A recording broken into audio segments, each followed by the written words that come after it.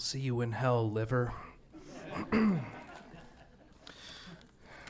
Hi. My name is Jeremiah.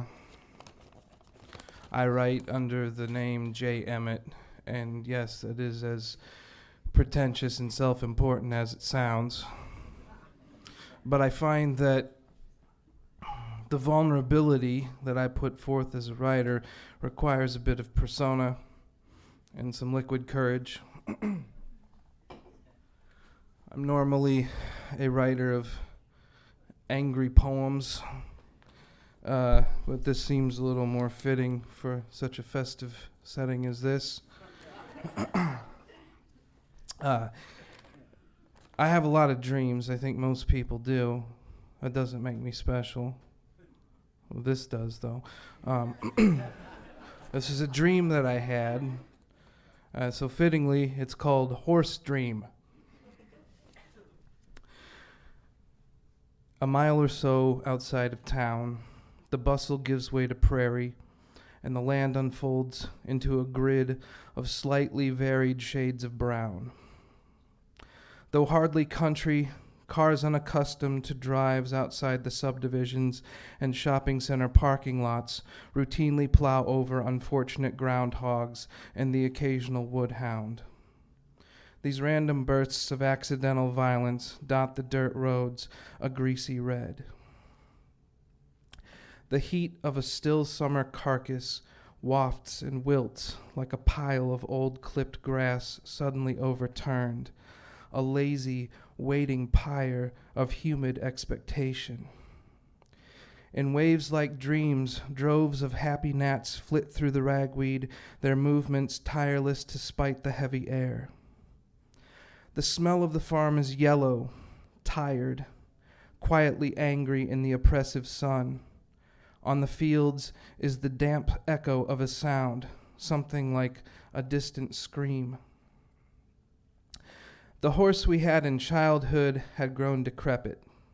He had been a haughty devil, bucking and kicking in his lonely pasture, but now his once proud, once rippling muscles had deteriorated to the point that he appeared in the tired fields as a melting wax model of himself. "Needs to be put down," Dad said. "The damn farrier won't even touch him anymore." Arrangements were made. The large animal veterinarian parked his tidy truck halfway up our long drive. A hulking man with a hulking backhoe dug a trench along the east border of our property. The poor old boy was lowered down into it while still alive. A watchful neighbor, having hurried in his socks out from his back door to the property line, demanded to know why we couldn't at least wait until the animal was dead, and was told, "It's a hell of a lot easier to move them when they are still alive than when they dead." And to my father, "Good fences make good neighbors, huh?" My father, surprised, snorted his response, but the hulk was already backing his backhoe toward our gravel drive.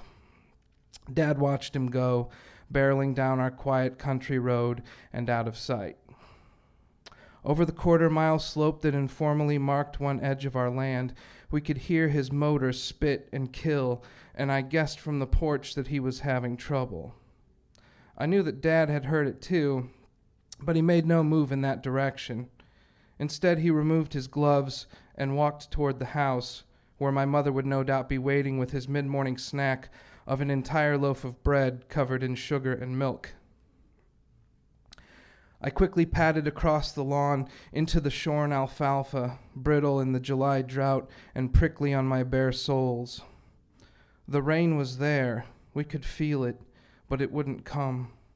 It taunted us at night with unfulfilled promises in its black clouds and heat lightning, but in the day it clung to us, pulled us to it despite our resistance, held us in a smothering embrace that we could not escape. The veterinarian administered the lethal agent with a syringe the size of a dog's leg and quickly walked back to his truck, not waiting to see the fruits of his labor. In the trench, my horse was still standing, his strong, stubborn head level with my dirty summer toes. I knelt down beside the sad and dying beast and stroked his forelock while he labored to breathe, the arched neck meeting my hand in defiance of the growing drug-induced catatonia. His eyes caught my gaze, and I felt it burn straight through me, but I refused to look away, petting his mane and noticing increasingly that I had to reach lower and lower to do so. My horse was shrinking. It wasn't that he was slumping in some sort of reluctant acceptance, as those about to die often do. He was literally shrinking, withering like a patch of green grass too close to a burn barrel. He made sure my eyes were on him before he closed his. I watched as he passed, his body returning in form to that of a sleeping foal.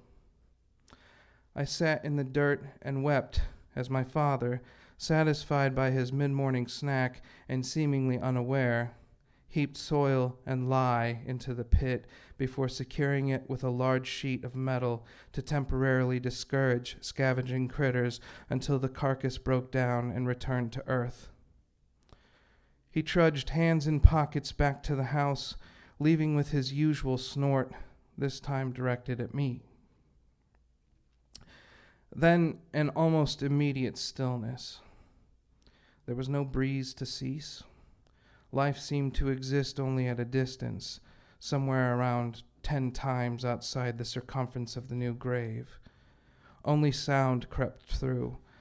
A dog barked over the hill. The sputter of a tractor pastures away invaded felt cruel.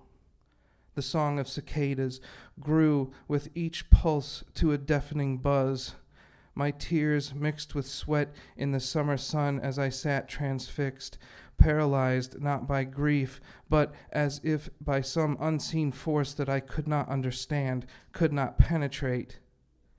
Then beneath me, I felt the earth shiver. The burial site quaked and billowed.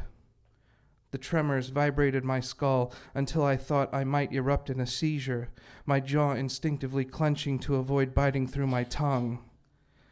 My ears filled with a metallic creak, 1,000 old screen doors opening at once. With a fantastic explosion, the steel lid guarding the grave ejected into the neighboring farmer's field. Dirt rained all around. The horse, my horse, now twice his size in life, stood before me, shaking the dust from his powerful back and braying ferociously.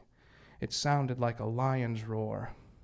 Again, our eyes locked, and I suddenly knew what it was to be animal, to be human.